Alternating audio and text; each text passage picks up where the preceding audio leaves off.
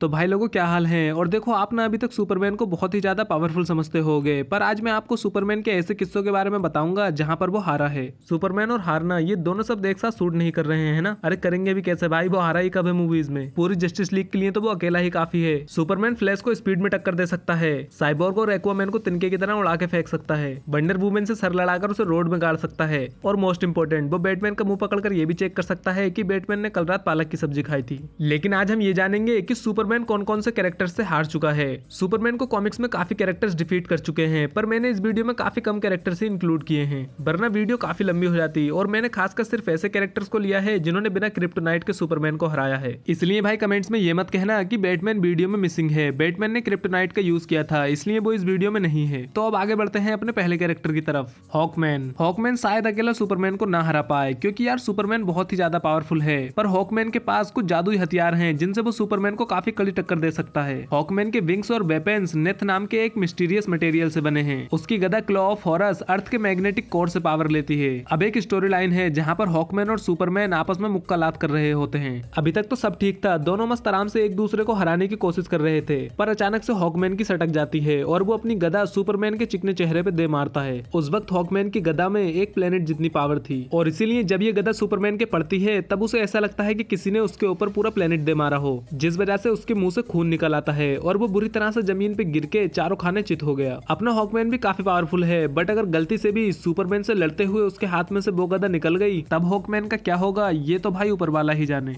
Dark side possibly DC universe का सबसे खतरनाक विलन है, पर सुपरमैन ने अकेले ही इसे कई बार दौड़ा दौड़ा के मारा है। डार्कसाइड अपोकोलिप्स नाम के एक प्लेनेट पर राज करता है और इसके पास पैराडिमंस की पूरी फौज है। सुपरमैन और डार्कसाइड को दो दो हाथ करते हुए हमने कई सारी स्टोरी लाइन में देखा है, लेकिन death of the new gods story line में डार्कसाइड सुपरमैन से जीत जाता है। इस स्टोरी लाइन में डार्कसाइड ने हजारों न्यू गॉड्स की आत्माओं को अपने आप में शामिल कर लिया और खुद को सभी हेवंस का रूलर घोषित कर दिया। अब ऑब्वियसली सुपरमैन ने डार्कसाइड को रोकने की कोशिश की, यहाँ तक कि उसने पूरी जान लगाकर इतनी जोर से लैंडिंग की कि डार्कसाइड कांच की तरह टुकड़ों में बिखर गया, लेकिन वो वापस जुड़ गया और उसने सुपरमैन को अपनी अखियों से ओमेगा बीम्स दे मारी। पर डार्कसाइड ने सुपरमैन को मारा नहीं, बल्कि उसे अपने कैदियों में शामिल कर लिया। लेकिन टेंशन लेने वाली कोई बात नहीं है, क्योंकि डार्कसाइड का बेटा ओरियन आकर सब कुछ ठीक कर देता है। यार ये सब चल क्या रहा है, यहाँ थेनोस का बेटा थेन विलन नहीं बना, वहाँ डार्कसाइड का बेटा ओरियन एक हीरो बन गया और अपने सेलेस्टियल का बेटा स्टार लॉर्ड भी अवेंजर्स में शामिल हो गया। भाई बड़े बाप की औलादे हैं, ज्यादा छूट मिलने की वजह से बिगड़ गई। गॉग का असली नाम है विलियम, जो कि सुपरमैन को एक गॉड समझता है, और इसीलिए विलियम सुपरमैन का खुद का एक चर्च बनवाना चाहता था। पर सुपरमैन उसे बताता है कि वो इस दुनिया का most powerful and perfect being नहीं है, जिसे सुनकर विलियम का दिमाग खराब हो जाता है। तो अब विलियम को सुपरमैन से नफरत हो जाती है, जिसका फायदा उठाते हुए द क्विंटेसेंस, जो कि यूनिवर्स के मोस्ट पावरफुल बीइंग्स की एक काउंसिल है, वो विलियम को गोग नाम के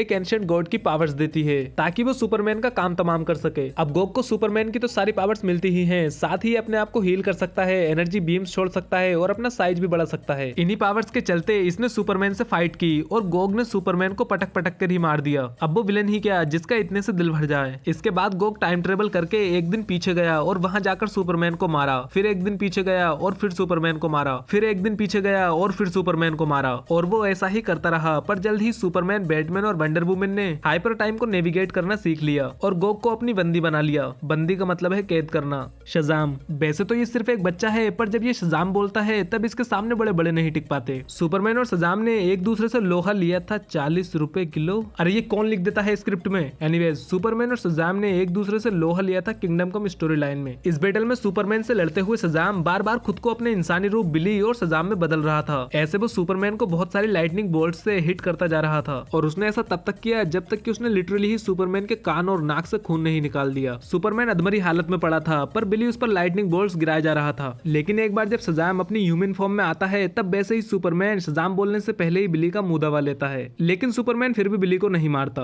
वैसे अगर ऐसी फाइट हमें लाइव एक्शन में देखने को मिल जाए तब तो थिएटर्स में आग लग जाएगी, और ऐसी ही आग मैं अपने चैनल में भी लगाना चाहता हूँ, इसलिए भाई अभी के अभी सब्सक्राइब कर लो। हाँ मुझे पता है इस बात का कोई सेंस नहीं बना, पर यार नीचे लाल बटन होगा उसे दबाकर चैनल सब्सक्राइब कर लो। एटलस ग्रीक माइथोलॉजी का एक गॉड है जो कि डीसी कॉमिक्स में भी एग्जिस्ट करता है। एक गॉड होने की वजह से एटलस बहुत ही ज्यादा पावरफुल है, पर अपने सुपरमैन को भी तो डीसी यूनिवर्स में एक गॉड की तरह ही माना जाता है। देखो एटलास को जानबूझकर एक प्रोजेक्ट के दौरान एंशिएंट टाइम से प्रेजेंट में लाया जाता है ताकि वो पृथ्वी को सभी तरह के एलियन थ्रेट से बचा सके, इंक्लूडिंग सुपरमैन और एटलस काफी बार एक दूसरे से लड़े पर हर मैच ड्रॉ हो जाता। बट फाइनली सुपरमैन एटलस से लड़ते लड़ते थक गया और कमजोर पड़ गया, लेकिन एटलस पर इन फाइट्स का कोई खास असर नहीं हुआ। एटलस ने सुपरमैन की बहुत कुटाई की और अब अगर एटलस का एक और भी पंच सुपरमैन के पड़ जाता तो उसकी डेथ हो जाती, लेकिन ऐसा होने से पहले ही सुपरमैन का डॉग क्रिप्टो आकर उसे बचा लेता है। वैसे अब हमें एटलस डीसी यूनिवर्स में भी दिख सकता है क्योंकि Shazam fury of the gods में हमें एटलस की डॉटर्स एज विलन्स दिखने वाली हैं, तो हो सकता है कि इस मूवी की फाइनल फाइट में हमें एटलस भी दिख जाए।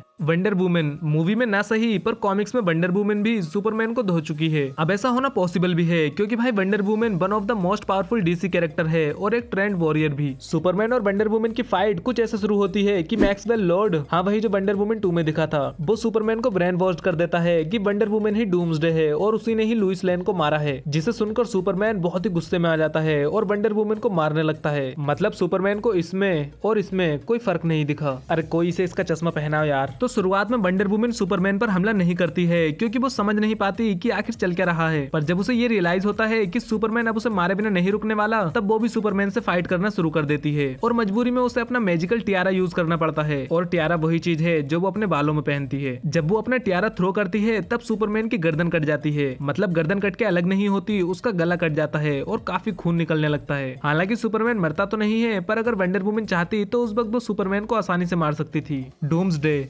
ही वो कैरेक्टर है जिसका नाम सुपरमैन को मारने में सबसे आगे आता है। The death of the Superman story line में डूम्सडे एक मॉन्स्टर की तरह था जो अपने रास्ते में आ रही हर चीज को डिस्ट्रॉय कर रहा था। डूम्सडे को रोकने के लिए जस्टिस लीग भी आती है, पर कोई भी उसके सामने टिक नहीं पाता, बल्कि कुछ जस्टिस लीग के मेंबर्स तो मरते मरते बचे और लास्ट में डूम्सडे के सामने सिर्फ एक ही बंदा खड़ा था जो था सुपरमैन और डूम्सडे में बहुत ही खतरनाक फाइट होती है। कभी ये आसमान में है तो कभी जमीन पे, कुछ कुछ वैसी ही जैसी कि इनविंसिबल सीरीज में हुई थी। आखिर में सुपरमैन की ड्रेस खून के छींटों की वजह से पूरी लाल हो जाती है, पर फिर भी वो डूम्सडे से लड़ता रहता है और इन दी एंड डूम्सडे ने वो कर दिखाया जो कभी किसी ने सोचा भी नहीं था। उसने सुपरमैन को जान से मार दिया। वैसे ऐसे ही कुछ कुछ सिमिलर स्टोरी हमें बैटमैन वर्सेस सुपरमैन में भी देखने को मिली थी, पर वो डूम्सडे मुझे ज्यादा पसंद नहीं आया क्योंकि वो मुझे कॉमिक एक्यूरेट नहीं लगा और अब तो कुछ पता भी नहीं है कि डूम्सडे डीसी में कब आएगा। तो ये थे वो कैरेक्टर्स जो कि सुपरमैन को कॉमिक्स में हरा चुके हैं। आपको इनमें से कौन सा कैरेक्टर सबसे ज्यादा पसंद आया है कमेंट्स में जरूर बताना। भाई मुझे तो गॉग काफी पसंद आया क्योंकि वो सुपरमैन को पास्ट में जा जाकर मार रहा था। वैसे मुझे डूम्सडे भी काफी पसंद है। अब अगर आपको ये वीडियो अच्छी लगी हो तो लाइक और शेयर तो यार कर ही देना। मैं इंस्टाग्राम, ट्विटर और फेसबुक पर भी हूँ, तो वहां पर भी फॉलो कर लेना और ऐसी ही मूवीज से रिलेटेड कई सारी इंटरेस्टिंग वीडियोस देखने के लिए इस चैनल को सब्सक्राइब जरूर कर लें।